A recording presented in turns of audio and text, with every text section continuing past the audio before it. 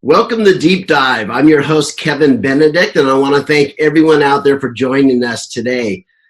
I'm so excited to have as my guest today, Luke Hagstrand. And Luke is the Vice President of Customer Experience and Personalization at Comcast Cable. Luke, thanks for joining us. Thanks, Kevin. It's great to be here. Thanks for having me. Absolutely. So talk to me about what's behind you there. Where are you calling in from today? So I'm in Philadelphia, and behind me you can see our Comcast corporate headquarters, so the Comcast Center, and our Comcast Technology Center, which is a new building that just launched this past year. And we've got some of our great product and technologists in that building, along with, at the top of it, a Four Seasons hotel that's going to be opening up this year. So, so if I ever come to visit, I can just stay upstairs, right? Yes, we'll put Except you up. It probably won't fit into my expense budget, so well. We'll get you a deal. All right. So, Luke, talk to us about yourself. So you're, Vice President of Customer Experience and Personalization. That's an interesting role, but tell us first about yourself personally, and then how do you end up in the role? Yeah, so I'm an entrepreneurial guy. Always been into product and technology. Did software startups and found my way to Comcast about 8 years ago. Well, it'll be 8 years in May. And have been fortunate to work in an environment, Comcast is a leader in the U.S. in communications and media and technology. And we've really kind of leaned into creating a lot of our products and platforms and world-class experiences. So, I've bounced around a little bit inside the company. I've been in the product and technology space, and I joined the customer experience team in 2016, early 2016, and we had started this whole trajectory of focus on making customer experience our best products. And we took an interesting angle. We brought Charlie Heron, who was our chief product officer at the time in 2015, over to really spearhead this company transformation. And so I got involved in the pretty early days. And two of the big things that Charlie was focused on right from the beginning was, how do we transform our culture and really get our people catalyzed, which is really key to any kind of endeavor like this. And so we focused on implementing the Net Promoter System, and we had, a whole set of initiatives to go off and really start to hear our customers, get their feedback, listen to them. We've got the whole company now doing customer callbacks, which is just tremendous. So, last year we did over a million customer callbacks where we're hearing our customers and we're advocating for them. And it's not just the front line; it's people like me and technology and our leadership all the way up to the CEO doing 2 callbacks a month. So it's really been phenomenal for our transformation. That's brilliant strategy, because it, instead of taking everything from an academic perspective or just reading data, you're actually talking to the grandma on the phone that has an issue, right? That's right. And then we've implemented with that a systemic approach to really act on that feedback. So we've got this system called Elevations, where any great idea or systemic problem that we come across, we can kind of surface it up, and then we can kind of crowdsource feedback and put it into a work plan where we've got real SLAs around this stuff. So we're making the system smarter, and we're improving our products and our experience and our service. So it's really phenomenal. So, Luke, why now? Why is this such a focus with Comcast these days? It's really, I think, just critical to stay relevant in the marketplace, right? So there's so many opportunities now. We've seen the video landscaping transform with competitors coming over the top and great experiences with Netflix and Amazon and others. And I think the bar has really shifted so that, consumers just expect those kinds of experiences, regardless of industry. And so, to be relevant, we have to compete on customer experience, and we're taking big steps in that direction. So when you look at kind of your 5 big focus areas, where does customer experience fit into that list? It's right at the top. It's number 1. So we've made it our top business goal. And that's one of the things that I think it really has come with staying power, because we have prioritized that, and getting the senior leadership really behind all of these things, so that every time we're talking major decisions, we've got that customer in the room kind of thinking. And it's really part of, the way that we do business now, which is phenomenal. So you mentioned Net Promoter Score as one of those measurements you guys use. Are there other kinds of measurements you guys are watching on a regular basis? We look at a lot of different measurements, but customer or Net Promoter Score is really kind of our North Star. We look at the relationship side. We look at the transactional side. So every interaction that our agents in contact center have, or our technicians that are helping customers, in their homes and out doing things in our network, to the retail store, right? So we can kind of see across all customer journeys and experiences and interactions with us, and then get the feedback how we're doing on those interaction basis. That's brilliant. So you kind of mentioned with the different competitive landscape you guys face now, than is a different landscape than it was 10 years ago. Digital transformation has impacted everyone. We're all talking about it. We have been for a long time.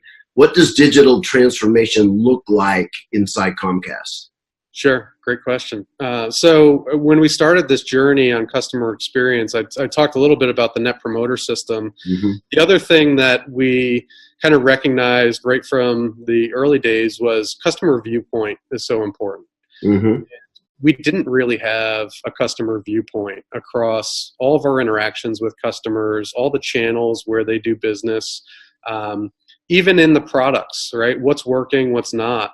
And so to act on that, we actually created platforms, CX platforms and technology to bring together all the facets of the experience. So we capture data and interactions from all of these different products that we have, our video product, our digital home experience, our broadband experience. We're also capturing the interactions of when customers want to interact with us, whether that's through our website and online, or our mobile apps, or when they call into our IVRs and deal with our workforce through the contact center, or our technicians in home and our retail experience. So one of the things was we saw that we were so siloed and stovepiped as an organization, where the contact center didn't know what the field operations team was doing, and be able to kind of translate and connect the conversations together for the customer. And so the customers experienced higher effort because we were repeating troubleshooting steps and doing things where we were kind of starting over, right? And our big goal for CX is save customers time, save them money, and save them worry, right? We don't want customers worrying about their service, or having to bet on whether the Comcast technician is going to show up for their install appointment during the 2-hour window. We want them to just trust we're going to be there for them. And so a big innovation for us was achieving that customer viewpoint. And now we've got a platform, we've got visualization tools to be able to see the customer journey and as it unfolds. We created a visualization UI that we call Customer Timeline, that taps into this big data environment where all of these transactions are getting aggregated across the experience, and then we can see the phone call, and we can click to hear the conversation. We can do things like see when there's error messages in the video product, and then we can start to use all of that intelligence to get better about how we make improvements in the product, and how we get to a proactive point of engagement with our customers, so that they're not calling us, we're reaching out to them. and increasingly doing that in, the means and channels and modes that are most comfortable for them to interact. So a lot of that is messaging based on their mobile phone, either through SMS or push notifications. And it's a really fascinating world how this is all kind of coming to fruition. Oh, that's brilliant. I've had the opportunity to sit for an afternoon in a call center and kind of analyze the processes. And boy, there's a lot of there's a lot of challenges. It's a difficult role. It's a difficult job. And anytime you can improve that so the experience is better, I think is in everybody's best interest. Absolutely. So you guys don't operate in a vacuum, though, do you? Your customers are changing as well. They How are. seeing your customers' expectations and even their online behaviors change over the past few years? Well, there's a big shift to digital, right? Customers want to do more things digital. We've been able to really capitalize on the digital transformation. We have 75% of transactions that are happening digitally now, which is really great.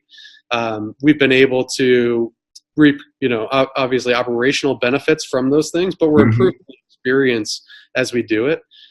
We also see a big shift to messaging. So I talked a little bit about that, but just by meeting customers in their channel of choice, we've been fortunate enough to have, a great customer care organization and be able to really lean in to do more in the digital and social space.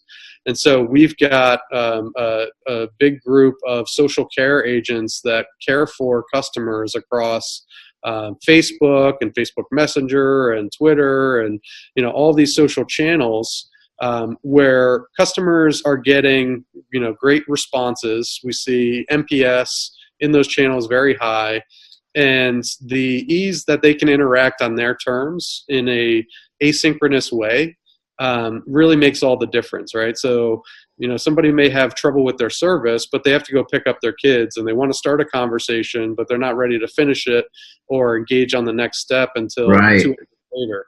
We can accommodate that very easily with, social and messaging based interactions where it's really on the customer's terms. And so we're bringing all that stuff to life through our workforce with great, people that can do written as well as voice. And then we've got the technology and the platforms behind it to be able to support those new interaction modes, regardless of where a customer goes, whether they're behind their TV and dealing with their voice remote and on the apps or talking to us in a store or over the phone. All those different modes of communication we can now handle. Luke, we live in a crazy world. I was just thinking the amount of digital transformation that you have to do just internally to remain relevant and competitive. Then you have all these rapidly changing expectations and consumer behaviors are changing so rapidly. And the technology underpinning all of it is changing, the 5G and everything else coming out. Our viewing habits of video, all of this stuff is just this swirling massive change. And it's both exciting and daunting, the task of trying to stay on top of that. Wow. Let's jump into the second half of your job title there. So, Vice President of Customer Experience and Personalization. What does that mean to us, Luke? So personalization is really about delivering a better customer experience. And personalization, we've always, worked on, we've got to scale our products and we've got to get, great experiences out to millions of customers, right? We've got 30 million customers at Comcast. And one of the things, and we've become very good at scaling those experiences and deploying new products. Where we've traditionally had challenges, and we still do, is really scaling to the individual customer. So understanding, Kevin's problem specifically, and not just, customers like Kevin. Yes. And that's where personalization comes in, right? If we really want to deliver the best customer experience, we have to know Kevin, and we have to understand your unique, specific concerns and patterns so that we can deliver the best experience for you, whether that's proactive, repair and resolution so that Kevin doesn't have to struggle with his video experience or his broadband experience and his Wi-Fi experience. We just know that Kevin's having trouble, and we need to engage with Kevin for a better customer experience. And then hopefully that drives, a feeling that Comcast and Xfinity are there for you proactively. We're going to solve your problem. We're going to get you back on your way and, achieve our mission of reducing your, time that you spend dealing with the service, and any worry that you have that the service isn't going to work, because broadband's the lifeblood of all of us today in this digital age. And we need to have, solid, great products that are there for you. And so personalization we really see is, how do we optimize the experience across everything, whether that's on your, product usage or your service interactions, or just understanding you on the sales and marketing side, so that, we can provide the best, potential, offers and packages and pricing and everything that's going to, engage you and bring you in the door. So Luke, what kinds of platforms and technologies do you guys stack up to be able to deliver this kind of personalized customer experience? Well, there's a lot of them, right? And we live in a world where we've had big investments in our IT landscape, and lots of things that aren't going to change overnight. So one of the major innovations that we had to do was to really create, a CX platform and a customer data platform that brings together and aggregates all of the experience. We had to kind of span across all of the solutions that we have for all of the different functional areas, and be able to kind of transcend those departments and those silos on the data front. Mm-hmm. And so we started this journey really back in 2012, 2013, and at the time Scan the Marketplace. Big data was really just starting to get big. Right. The unified communication technologies were starting to change and morph, and CRM was all starting to bleed together. And so we went to work on what can we find in industry, what can we build ourselves, and we've got a lot of expertise within our organization. And we built a customer engagement platform that is really foundation based on data. How do we harvest data from everything, all the experience points that we need it? And then how do we turn data into intelligence so that we can start to personalize these experiences and ever more so in real time? And that's where, I think the big challenges have been historically, especially for a company like ours that operates at scale of 30 million customers and a 24/7 network that spans across the continental United States. Yeah. We've got some real big data challenges.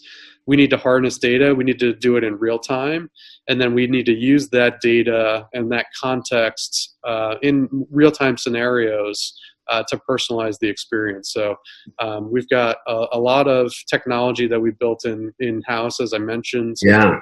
Customer timeline being a big technology and platform that we build upon. And then we've got great technologies like we built a voice remote with natural language processing to help us deliver a better user experience for our entertainment system, so that you can navigate the guide using voice like you would with Siri or Alexa. And so we're bringing that same technology to bear in customer experience with natural language processing and machine learning and automating algorithms on a data platform, in real time. So it's a really exciting space to be in. We're pushing the envelope in terms of the new technologies that we get to experiment with, and that keeps it really fun and also makes it, a challenge. And that's why you have to have that big building behind you there for the technology side of the business, huh? Right. That's right. I need all those smart people, behind us that are innovating and creative to show up in a meaningful way so we can deliver the best customer experience. Oh, wow. Thank you for giving us that insight. So let's wrap it up with the final question here. How do you, if you put on your futurist hat now, how would you anticipate customer experience evolving over the next 5 years?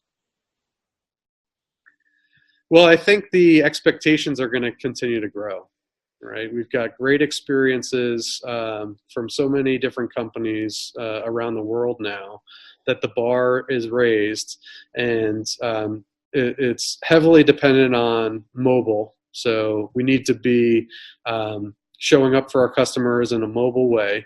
I think a big area for us is really grappling with the evolving landscape around customer privacy and Yeah. cybersecurity.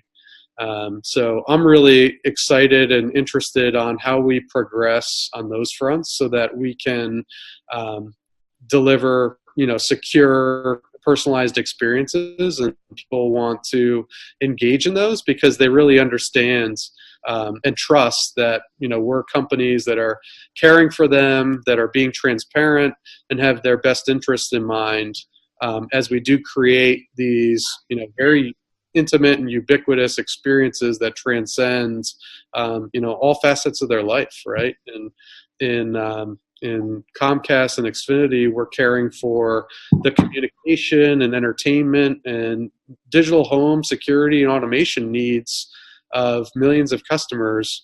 And so we have a super big responsibility to tend for all of those things in a meaningful stewardship way. And so I think advances in data security, cybersecurity, and how all that kind of productizes consumers' privacy in a good way is going to be really impactful the next 5 to 10 years. Luke, thank you for joining us this morning and just kind of pulling back the curtains and letting us see, what it takes to run an organization that supports 30 million customers. That's incredible. In an area that people find so incredibly important, the broadband, all of us are accessing our entertainment systems through your environments every day. So all of that is so significant. You guys have to make sure and do a good job around customer experience.